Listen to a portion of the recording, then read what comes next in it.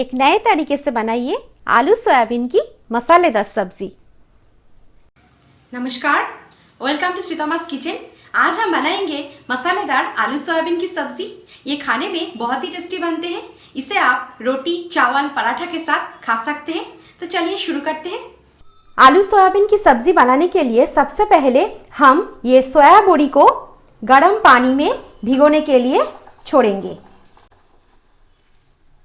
जब तक हमारा सोया बड़ी भीगते हैं उस दौरान हम सब्जी बनाना शुरू करते हैं। कढ़ाई में हम दे देते हैं 3 से 4 बड़े चम्मच सरसों के तेल।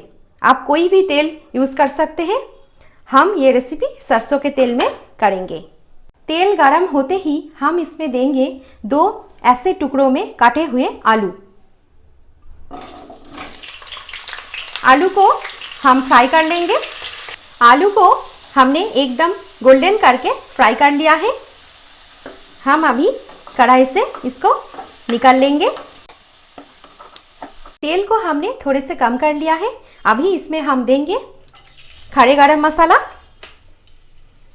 3 छोटी इलायची, 2 लौंग और 1 दालचीनी, 2 सूखे लाल मिर्च, इसके साथ थोड़े से हींग और 1 छोटा चम्मच जीरा। मसाला को लो फ्लेम में कुछ सेकंड्स भूनना है, 10-12 सेकंड्स। जब देखें मसाला से खुशबू निकल रहे हैं तब इसमें हम देंगे 2 प्याज के पेस्ट। इसको देकर ढक्कन को दे दीजिए ताकि ये ना छिड़के।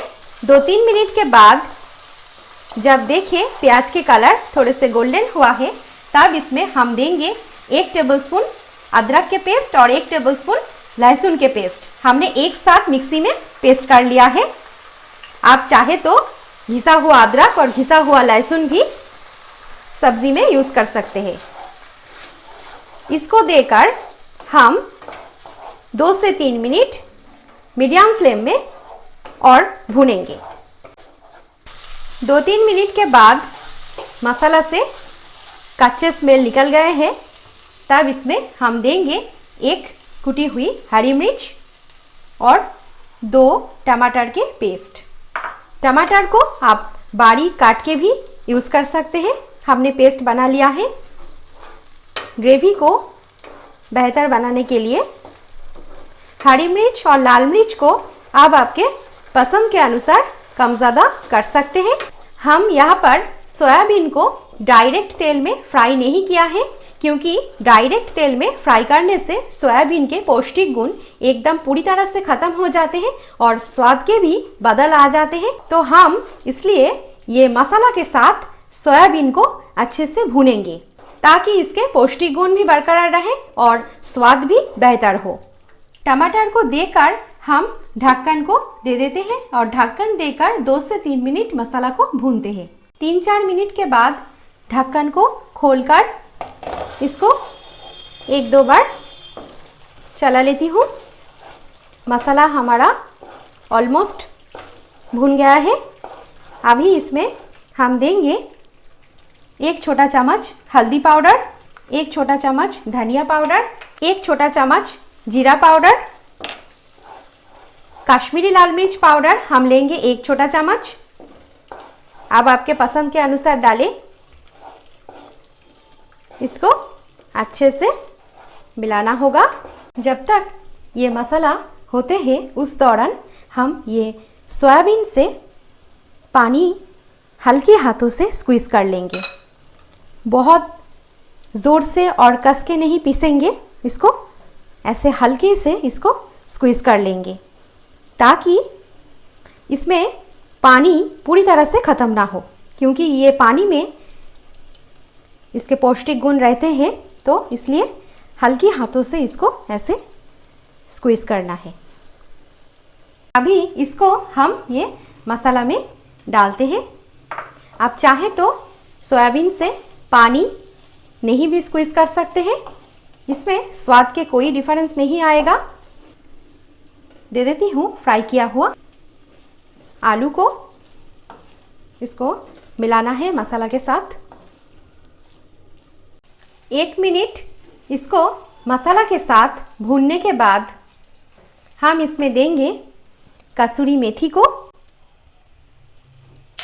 कसूरी मेथी देकर इसको मिक्स कर लीजिए। सोयाबीन को मसाला के साथ भूनने में इसके टेस्ट बहुत ही बढ़ जाएगा। 2 मिनट इसको भूनने के बाद हम इसमें देंगे 1 ग्लास पानी को। अगर ज़रूरत पड़े तो और 1 ग्लास पानी भी लग सकते हैं। पानी देकर इसको एक उबाल आने तक हम छोड़ते हैं। इसमें उबाल आ गया है। अभी इसमें हम देंगे स्वाद के अनुसार नमक को। नमक को देकर इसको तुरंत मिला लीजिए और इसको हम अभी ढक देते हैं और ढक कर हम इसको मीडियम फ्लेम में थोड़े से पकाते हैं। 10 मिनट के बाद ढक्कन को हम खोलते हैं। ये देखिए ग्रेवी एकदम अच्छी कंसिस्टेंसी में आ गया है और ये मसाला सोयाबीन के अंदर जा चुका है। आलू को हम देख लेते हैं। ये देखिए जा रहे हैं, बॉईल हो गया है आलू। अभी इसमें हम दे देते हैं कटे हुए हरा धनिया और आधा छोटा चम्मच गरम मसाला पाउडर, एकदम लास्ट में देना है, और 1 छोटा चम्मच घी। ये ऑप्शनल है पर थोड़े से घी एकदम लास्ट में आप यूज़ कर सकते हैं। अभी इसको हम मिला देंगे। इसको मिला देने के बाद गैस को बंद कर देती हूँ। ये सब्ज़ी हमारा हो गया है। अभी इसको हम ढक कर और 2 मिनट मसाला को रेस्ट होने देते हैं। 2 मिनट के बाद हम इसको सर्व करेंगे। तो कैसी लगी आज की रेसिपी कमेंट बॉक्स में ज़रूर बताइए। मुझे उम्मीद है कि आपको ये बहुत ही पसंद आई होगी। अगर पसंद आए इसको ज़रूर लाइक कीजिए, आपके दोस्तों के साथ मेरी रेसिपी को शेयर कीजिए और मेरे चैनल को सब्सक्राइब करना ना भूलें।